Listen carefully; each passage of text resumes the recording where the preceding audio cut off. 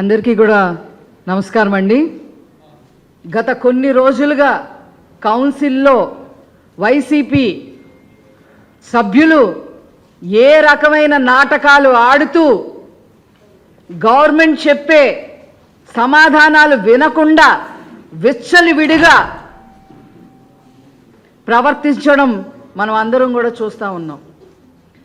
అందులో భాగంగానే మరి బడ్జెట్ సెషన్స్ అన్నీ కూడా వాళ్ళు తీసి పక్కన పెట్టారు.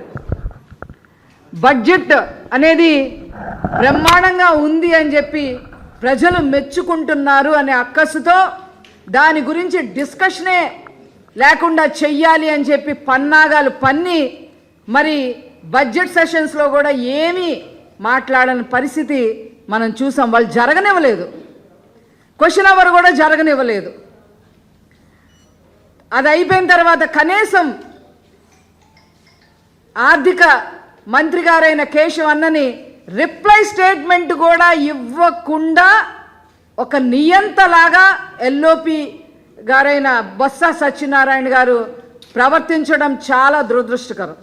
అది అయిపోయిన తర్వాత ఈరోజు షార్ట్ డిస్కషన్స్లోకి రావడం జరిగింది. గత 3 రోజులుగా షార్ట్ డిస్కషన్స్ జరుగుతున్నాయి.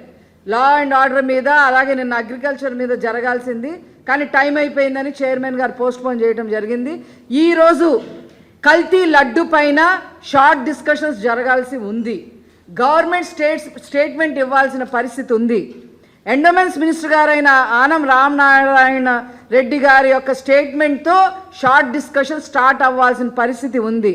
అందుకు గాను మరి చైర్మన్ గారు నోటీస్ ఇవ్వటం కూడా జరిగింది. ఏదైతే మంత్రి గారు స్టేట్మెంట్ ఇవ్వబోతున్నారో ఆ స్టేట్మెంట్ కాపీలు కూడా ఒక 150 వరకు మీరు తయారు చేసి సభ్యులకి ఇవ్వండి అని చెప్పి నోటీస్ కూడా ఇవ్వటం జరిగింది. ఇంత చేసిన తర్వాత ఈరోజు మంత్రి గారు స్టేట్మెంట్ ఇవ్వటానికి వీల్లేదు, ముందు వైసీపీ సభ్యులు మాట్లాడతారు అని చెప్పి మంత్రి గారిని అవమానించే విధంగా, ప్రభుత్వాన్ని అవమానించే విధంగా ఈరోజు వైసీపీ సభ్యుల ప్రవర్తన, దానికి చప్పట్లు కొట్టిన చైర్మన్ గారిది. ఇది ప్రజాస్వామ్యం అనుకుంటున్నారా, రాజారెడ్డి రాజ్యాంగం అనుకుంటున్నారా అని చెప్పి ఈ సందర్భంగా నేను అడగదలుచుకున్నా. రెండవది, పొద్దున్న క్వశ్చన్ అవర్ దగ్గర నుంచి మా సభ్యులందరూ కూడా క్వశ్చన్ అవర్ కానివ్వండి, మీరు చెయ్యండి అని అంటే రోజు కూడా 1.5 అవర్ చేసే ఆయన ఈరోజు పని కట్టుకొని వాయిదాల మీద వాయిదాలు వేస్తూ క్వశ్చన్ అవర్ కూడా జరగనీయకుండా చేశారు. ఇలాంటి ప్రవర్తన మంచి పద్ధతి కాదు. ఈరోజు కల్తీ లడ్డు పైన వాళ్ళ భాగోతాలన్నీ బయటపడతాయని వైసీపీనే ఈ పన్నాగం పన్ని మంత్రి గారిని స్టేట్మెంట్ కూడా ఇవ్వనీయకుండా గొడవ చేస్తే చైర్మన్ గారు వాయిదా వేసుకొని వెళ్ళిపోయారు. దీన్ని నేను తీవ్రంగా ఖండిస్తున్నాను. అన్నిటికీ మించి ఈరోజు ఇంకో సంఘటన ఏంటి అంటే, క్వశ్చన్ అవర్ జరపండి అని చెప్పి మా కౌన్సిల్లో పెద్ద ఆయన, బీజేపీలో సుదీర్ఘకాలం పనిచేసిన వ్యక్తి, బీజేపీ రాష్ట్ర ప్రెసిడెంట్గా చేసిన వ్యక్తి, వారికి ఒక స్టేచర్ ఉంది.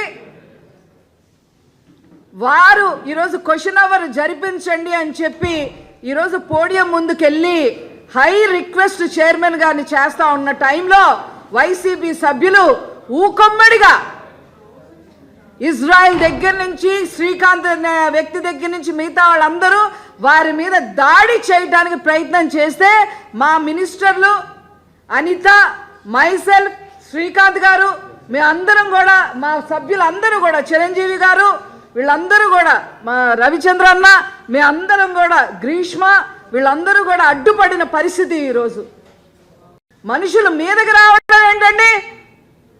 ఏమడిగారు సోమవీర్రాజు గారు? క్వశ్చన్ అవర్ జరిపించండి అని చెప్పి రిక్వెస్ట్ చేయడానికి మేము చూసాము. ఇలాగ చేతులు జోడించి చైర్మన్ గారిని వారు అడగటం జరిగింది. మాకే బాధ అనిపించింది, ఇంత పెద్ద ఆయన ఇంత రిక్వెస్ట్ చేయాల్సిన పరిస్థితి ఈ వైసీ సభ్యులు తీసుకొచ్చారు, ఈ చైర్మన్ గారు తీసుకొచ్చారని అడుగుతుంటే మీదకి వస్తా ఉన్నాడు ఆ రికార్డింగ్ డాన్సులు చేసుకునే ఇజ్రాయిల్. అతనితో పాటు మిగతా వాళ్ళంతా. ఎల్ఓపి గారు సోద్యం చూస్తూ ఉంటారు.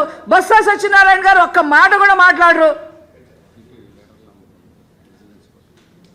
ఈ ఇజ్రాయెల్ని టీటీడీ లెటర్లు అమ్ముకున్నందుకు విజిలెన్స్ వాళ్ళు కూడా ఇతన్ని పట్టుకుంటే ఈ ప్రభుత్వం బ్యాన్ కూడా చేసింది అతని లెటర్లు.